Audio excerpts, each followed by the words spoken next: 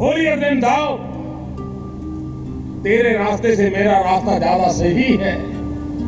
यही तो भाव है जो कॉन्फ्लिक्ट की ओर हमें घसीटता ले चला जा रहा है। युग बदल चुका है, विस्तारवाद समस्याओं का समाधान नहीं है।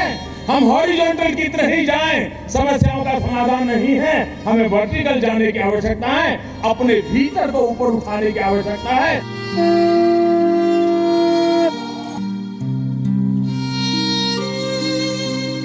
संत वही जो खुद के भीतर झांके, ज्ञान की अहमियत समझे। लेकिन क्या उज्जैन के सिंहस्थ कुंभ में प्रधानमंत्री नरेंद्र मोदी की ये बातें देश के सामाजिक ढांचे में खरी उतर पा रही हैं? आध्यात्म का देश, ज्ञान का देश, तपस्वी ऋषि मुनियों की विरासत वाला देश आज कहां आ खड़ा हुआ है?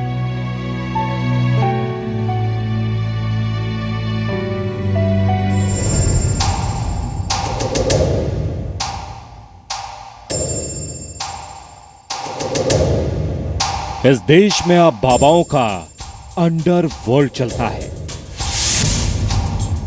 चौंकिए नहीं, बाबाओं का अंडरवर्ल्ड,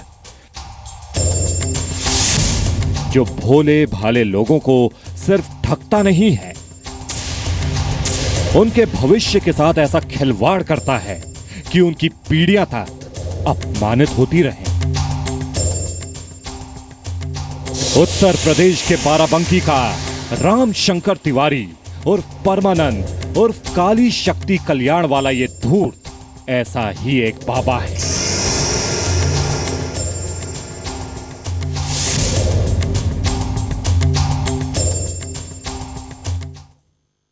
नमस्कार, मैं हूं अदिति त्यागी। तो बाबाओं का अंडरवर्ल्ड, सही सुन रहे हैं आप। और बड़ी बात ये, चिंता बढ़ाने वाली बात ये, काफी बड़ा है बाबाओं का ये अंडरवर्ल्ड।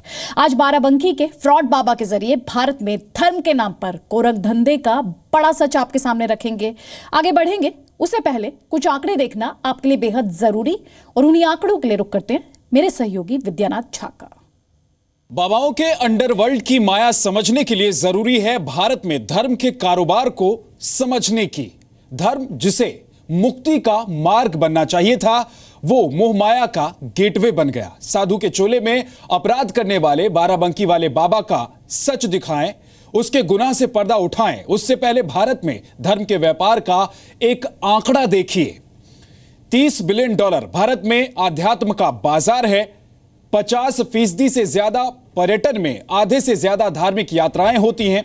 25 लाख पूजा के स्थान हैं और 30% 2007 के एक सर्वे में 30% लोगों ने कहा है कि वो 5 साल में ज्यादा धार्मिक हुए हैं।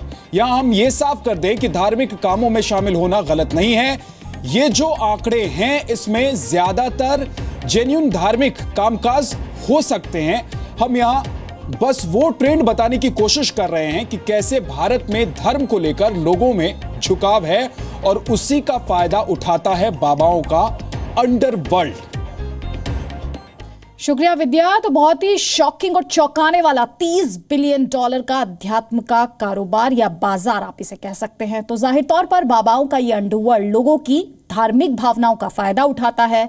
आस्था और अंधविश्वास के बीच फर्क ना कर पाने की जो भूल है, वो लोगों को ढोंगियों का शिकार होने पर मजबूर कर देती है।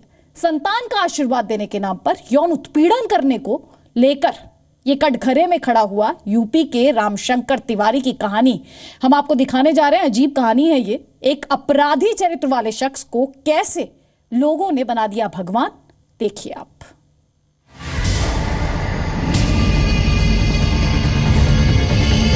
इन तस्वीरों से बाबा की हैसियत का अंदाजा आपको हो गया होगा। यूपी के बाराबंकी का रामशंकर तिवारी उर्फ परमानंद उर्फ काली शक्ति कल्याण वाला ये बाबा देवा इलाके के हरई गांव का भगवान बना बैठा था। यूं तो यह दावा करता था कि इसके पास हर एक मर्ज का इलाज है, हर एक परेशानी का नुस्खा है।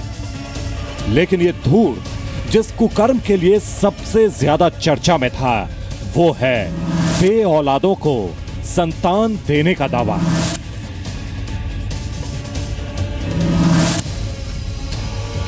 और संतान सुख के लिए चंगुल में आई महिलाओं के कथित इलाज का इसका जो मॉडस ऑपरेंडी था वो था उनका शारीरिक शोषण।